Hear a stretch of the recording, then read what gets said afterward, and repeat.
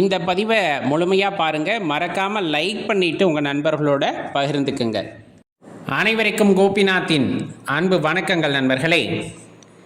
நெற்றியிலே விபூதி அல்லது திருநீர் தரிக்கின்றவர்கள் பாருங்கள் அப்படின்னு தான் சொல்லியிருக்கோம். அதை விட தரிக்காமல் இருப்பவர்கள் பாருங்கள் அப்படின்னு கூட சொல்லியிருக்கலாம். ஒரு காலகட்டத்தில் நம் தந்தை அல்லது தாத்தா காலத்தில் பார்த்தோன்னா குறைந்தபட்சம் அந்த திருநீரை ஒரு கீற்றாகவாவது தரித்து கொண்டு தான் வெளியே செல்வார்கள். அது குலதெய்வ ஆலயத்திலிருந்தோ அல்லது இஷ்ட தெய்வ ஆலயத்திலிருந்தோ எடுத்து வந்ததாக இருக்கும். அது நம் பாதுகாப்பு, நம்மை காக்கின்ற அரண் எப்படி வேண்டுமானாலும் சொல்லியிருப்பார்கள். ஆனால் அந்த திருநீரானது நெற்றியிலே இருந்திருக்கும். இன்னைக்கு அந்த திருநீர் பூசுபவர்களின் எண்ணிக்கை எப்படிங்கிறது வெகு சொற்பமாகிவிட்டது. நாகரிகத்தினால் என்ன வேண்டுமானாலும் மாறலாமாம். ஆனால் இந்த திருநீர் அப்படிங்கிறது நெற்றியில் இருக்கக்கூடாது அல்லது திருமண் நெற்றியில் இருக்கக்கூடாது அப்படின்னு பேசுபவர்களோட எண்ணிக்கையும் வெகுவாக அதிகரித்து விட்டது. அதை ஒரு மதத்தினுடைய அடையாளமாக எடுத்துக்கொண்டு பெரும் அளவிற்கு எந்த அளவிற்கு கேலி கிண்டல் செய்யலாமோ அந்த அளவுக்கு கேலி கிண்டல் செய்ய ஆரம்பிச்சாச்சு இந்த சமுதாயத்தில். அதனுடைய அடிப்படை தாற்பயம் அப்படிங்கிறது என்னன்னு புரிந்து கொள்வதற்கு கூட இல்லை. அப்படியே புரிஞ்சுக்கிட்டாலும் அது எனக்கு தேவையில்லை அப்படிங்கிற மனநிலை ஒரு சிலரால் செய்யப்பட்ட அந்த பரப்புரையின் காரணமாக அவர்கள் ஏற்றுக்கொண்டிருக்கலாம். ஆனால் தர்மப்படி நெற்றியிலே திருநீர் பூசுபவர்களை கேலி கிண்டல் செய்வதற்கு அவர்களுக்கு எந்த தார்மீகமும் இல்லை என்பதை அவர்கள் முதலில் புரிந்து கொள்ள வேண்டும். உங்கள் வாழ்க்கை எவ்வாறு இருக்க வேண்டும் என்று நீங்கள் தீர்மானிக்கலாம். ஆனால் ஒருவர் நெற்றியிலே திலகமிட வேண்டுமா வேண்டாமா அப்படிங்கிற தீர்மானிக்கக்கூடிய இடத்தில் நீங்கள் இல்லை அப்படிங்கிறத அடிப்படையில் முதலில் புரிந்து கொள்ள வேண்டும். பொதுவாக ஆன்மீகத்தில் செல்பவர்களுக்கு இந்த விபூதி திருநீர் எல்லாமே ஆரம்ப காலகட்டத்திலே ஒரு சில தத்துவங்களை உணர்ந்து கொள்வதற்காக பயன்படுத்த சொல்வார்கள். அதன் பிறகு அவர்கள் திருநீர் பூசுவது கூட இருக்காதுன்னு வச்சுக்கோங்களேன். ஆரம்ப காலகட்டத்தில் ருத்ராட்சம், அந்த திருநீர், இந்த மாதிரி எல்லா விஷயங்களையுமே அடியார் பெருமக்கள் பயன்படுத்துவாங்க. ஒரு காலகட்டத்தில் தன்னை உணர்ந்த நிலைக்கு போனதுக்கு அப்புறமா அவர்கள் உடலையே பெரிதாக நினைக்க மாட்டார்கள். அப்புறமே இப்படி திருநீர் பூசுவது, இந்த மாதிரி விஷயங்கள் எல்லாம் இருக்கும். இது ஒரு பெரிய விவாதமாகவே ஒரு இடத்தில் ஆனது. அதையும் நம்மால் பார்க்க முடிந்திருக்கும். ஐயா வள்ளலாரை பற்றி சில அடியார் பெருமக்கள் பேசும்போது அவர் கடைசி காலகட்டத்தில் விபூதி தரிக்கவில்லை அப்படிங்கிற மாதிரி கூட பேசினாங்க. அடியனுக்கு ரொம்ப ஒரு மாதிரி நெருடலாக இருந்தது. வள்ளலார் பெருமானோட வழிவந்தனா அவர் என்ன சொல்ல வந்தார் என்பதை கூட புரிந்து கொள்ள முடியாத அளவிற்கு ஆனோமா அப்படிங்கிறத பெரிய கேள்வி இந்த இடத்துல. வள்ளலார் பெருமான தெளிவாக பார்த்தோம் அப்படின்னா, அவரை முழுசாக படித்தோம் அப்படின்னா, அவர் சொல்லி கொடுத்த எல்லாத்தையுமே நம்ம எடுத்துக்கிட்டோமா அப்படிங்கிற கேள்வியும் அந்த இடத்துல வரணும். திருநீர் இல்லாமல் இருந்ததில்லை. ஒரு கட்டத்தில் தன்னை உணர்ந்து கொண்டு இறைவன் யார் என்பதை உணர்ந்து கொண்ட பின்னர் அவர் எப்பொழுதுமே அந்த சிந்தனையிலே இருக்கும் பொழுது அவருக்கு எதுவுமே தேவைப்படலை. அதே மாதிரி தான் எல்லா அடியார் பெருமக்களுமே ஆரம்ப காலகட்டத்திலே வாழ்க்கை என்பதை என்ன அப்படின்னு உணர்ந்துக்கணும்னா இந்த திருநீர் அவசியமானது. அந்த திருநீரை கையில் எடுத்து எப்படி கையில் எடுத்து பார்க்கும்போது சாம்பல். இந்த வாழ்க்கை என்பது ஒண்ணுமே இல்லை. இந்த உடம்பை வச்சுக்கிட்டு இவ்வளவு ஆட்டம் போடாத, எப்படி இவ்வளவு ஆட்டம் போடாத, இது உலகம் தாங்காது, நீ இருக்கிற ஆணவத்தில், நீ இருக்க கர்வத்தில் கண்டிப்பா உன்னால இறைவனை உணர்ந்து கொள்ள முடியாது. எப்படி இருந்தாலும் இந்த உடல் என்ன ஆக போகுது அப்படின்னு பார்த்தா கடைசியா இந்த திருநீரா பஸ்பமா போகக்கூடிய உடம்பு தான். இந்த உடம்புல உயிர் இருக்கு அப்படின்னா அது இறைவனுடைய கருணை. தெளிவா புரிஞ்சுக்கோ. இந்த உடலில் உயிர் நிலைத்திருக்கிறது என்றால் அது இறைவனின் கருணை. இந்த உயிரானது இன்றோ நாளையோ எப்பொழுது வேண்டுமானாலும் இவ்வுடலை விட்டு நீங்கலாம். நீங்கினால் இந்த உடலானது பஸ்பமாகும். அந்த நொடியில் கூட உன்னுடன் இருப்பது யார் அப்படின்னா இறைவன் மட்டுமே இருக்க போகின்றார் அப்படிங்கிற தாற்பயத்தை தெளிவா உணர்த்துவதற்காகத்தான் அந்த விபூதி அப்படின்னு சொல்லக்கூடியது, திருநீர் அப்படின்னு சொல்லக்கூடிய அரும் பெரும் மருந்து அப்படின்னு சொல்லக்கூடியது. அதை பற்றி நால்வர் பெருமக்கள் ரொம்ப அருமையா எடுத்து சொல்லி இருப்பாங்க. அதையெல்லாம் படித்திருப்போம்.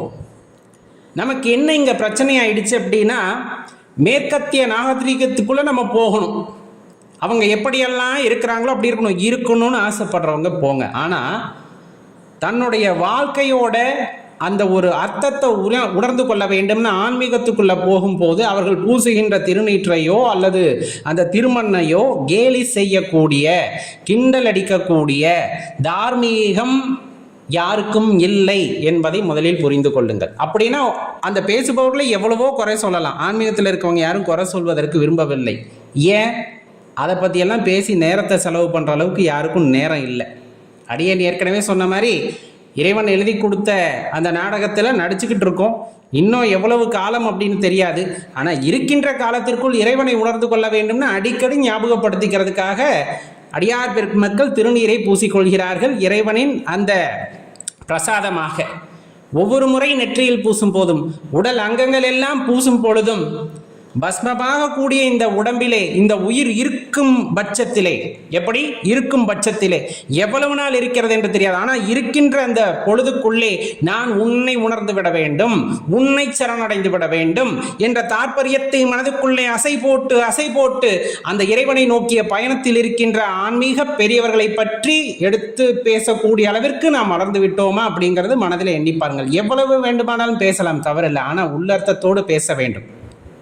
பிறருக்கு ஒரு நம்பிக்கை இருக்கிறது என்றால் அதை உதாசீனப்படுத்துவதோ அதை கேலி பேசுவதற்கு நமக்கு தகுதி இருக்க வேண்டும் அல்லவா? நாம் அந்த அளவிற்கு எந்த விஷயத்தை ஆழ்ந்து உணர்ந்து கொண்டோம் அப்படிங்கிறது தானே பெரிய கேள்வி. ஒருவர் அறிவியலிலே பெரிய விஞ்ஞானியாக இருக்கலாம், நிறைய ஆராய்ச்சிகளை பண்ணியிருக்கலாம், அவருக்கு ஆன்மீகத்தின் பற்றிய ஆராய்ச்சி அப்படிங்கிறது கைவராமல் இருந்திருக்கலாம். அதற்காக ஆன்மீகம் என்பது இல்லை என்று சொல்லிவிட முடியுமா? ஒருவர் ஆன்மீகத்திலே மிகச்சிறந்தவராக இருப்பார், அவருக்கு அறிவியல் சுத்தமாக வராது என்பதற்காக அவர் அறிவியல் இல்லை என்று சொல்லிவிட்டாரா? கிடையாது, எல்லாமே உண்டு. அதே போல்தான் அறிவியலிலே எவ்வளவு நாம் வளர்ந்தாலும் ஆன்மீகத்திலே ஒரு சிறந்த இடத்தை பிடித்த மகான்களும் ரிஷிகளும் எங்கு வாழ்ந்தார்கள்? அவர்கள் இருந்தது, அவர்கள் வாழ்ந்தது எல்லாமே உண்மை, இங்குதான் நடந்திருக்கிறது. நமக்கு அதில் ஒரு அடிப்படை அரிச்சுவடி கூட தெரியவில்லை, அறிந்து கொள்ள முடியவில்லை என்பதற்காக போற போக்கள் அப்படியே பேசிட்டு போறோட தன்மை நிறைய வந்துருச்சு. இன்றளவும் அடியே விண்ணப்பிப்பது, குழந்தைகளுக்கு நன்னெறியை சொல்லிக் கொடுங்கள். ஏன்னா இன்னைக்கு அனைத்தையும் சிதைப்பதற்காக ஒரு பெரிய கூட்டமான செயல்பட்டு கொண்டிருக்காது. இணைய உலகம் ரொம்ப வேகமா பரவிடுச்சு. நல்ல விஷயம்தான், நல்ல விஷயமா போகும் வரையிலும் குழந்தைகள் கையில் எல்லாருமே அந்த அலைபேசியை கொடுத்து வச்சிடறோம். அதில் இணையதள வசதி இருக்கு. அதில் வருகின்ற அந்த காணொளிகள் பார்த்தீங்கன்னா நஞ்சை விதைக்கக்கூடிய வகையிலே சில விஷயங்கள் எல்லாம் பரப்பப்படுகின்றன. இந்த சமுதாய கட்டமைப்பே தவறு அப்படிங்கிற மாதிரி, மேற்கத்திய கலாச்சாரம் தான் உயர்ந்தது அப்படிங்கிற மாதிரி பல விஷயங்கள் பகிரப்படுகின்றன. அதிலெல்லாம் ரொம்ப கவனமாக இருக்கணும். குழந்தைகளுக்கு எது போய் சேரணும் சேரக்கூடாது அப்படிங்கிறது ஒரு குறிப்பிட்ட வயது முறையில் பெற்றோர்கள் கவனமாக இருக்கணும். அதுக்கப்புறம் அவங்க வளர்ந்த பிறகு எது தேவை எது தேவையில்லை என்பதை அவர்கள் முடிவெடுக்கக்கூடிய அந்த நிலைக்கு வந்த பிறகு அவர்கள் முடிவெடுத்துக் கொள்ளட்டும். அதன் வரையிலும் அவர்களை கட்டுக்கோப்பாக பாதுகாத்து வைப்பது அப்படிங்கிறது பெற்றோர்களுடைய கடமை. அது நமது மண்ணின் கலாச்சாரமும் கூட. அதுக்கான உரிமை யாருக்கு இருக்கு? நமக்கு இருக்கு. இந்த சொல்லக்கூடிய விஷயங்கள் சித்த மருத்துவம் சார்ந்தும் இருக்கும்.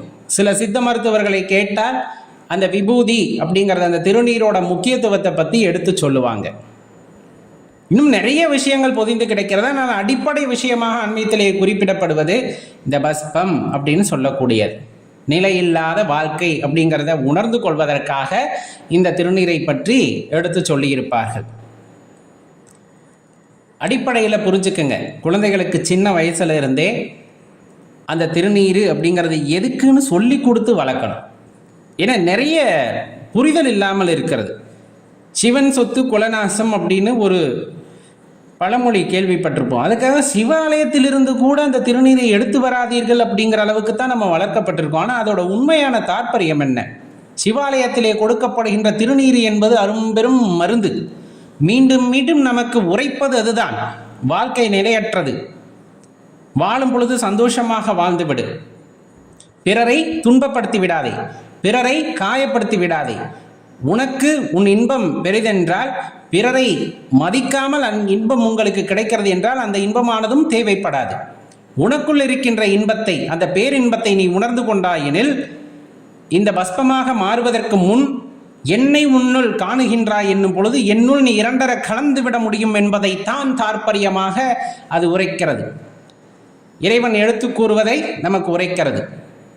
நெற்று நிறைய விபூதி பூசுவோம், தவறு கிடையாது. ஆனால் சில பேர் வேலைக்கு செல்வதன் காரணமாக, பல இடங்களுக்கு செல்வதன் காரணமாக, அவர் இப்படி பேசி விடுவாரோ அப்படி பேசி விடுவாரோ என்பதன் காரணமாக சின்ன கீற்றாக அணிந்து, அது அவரவர் விருப்பமானால் ஒவ்வொரு முறை அதை கையில் எடுக்கும் பொழுதும் நாம் பிறருக்கு துன்பம் இழைக்கக்கூடாது, பிறர் இகழ்ந்து பேசுதல் கூடாது, பிறர் நம்பிக்கையிலே நாம் மூக்கை நுழைக்கக்கூடாது. ஏன்னா இறைவனாக ஆட்கொள்வார். இப்போ நிறைய நாத்திகம் பேசிக்கிட்டு இருக்கவங்க உடல்ல எல்லா சக்தும் போயிடுச்சு, நடமாடுவதற்கே வழி இல்லை என்னும் பொழுது அவர்கள் வாயிலிருந்து நிறைய விண்ணப்பங்கள் இறைவனை நோக்கி போகும். அது அப்போதைக்கு பார்த்துக்கலாம், அது அவரவர்களுக்கு விதிக்கப்பட்டது. நாம் வாழும் பொழுதே இறைவனை சரணடைய வேண்டும், வாழும் பொழுதே அந்த இறைவனை வணங்க வேண்டும், அல்லது இந்த அடிப்படை தத்துவத்தை உணர்ந்து கொள்ள வேண்டும் என்பதற்காக ஆன்மீகத்திற்குள்ளே வந்திருக்கின்றோம் என்றால் கண்டிப்பாக அந்த திருநீற்றின் தத்துவம் அப்படிங்கிறது எப்பொழுதுமே நமது மனதிலே நிற்க வேண்டும்.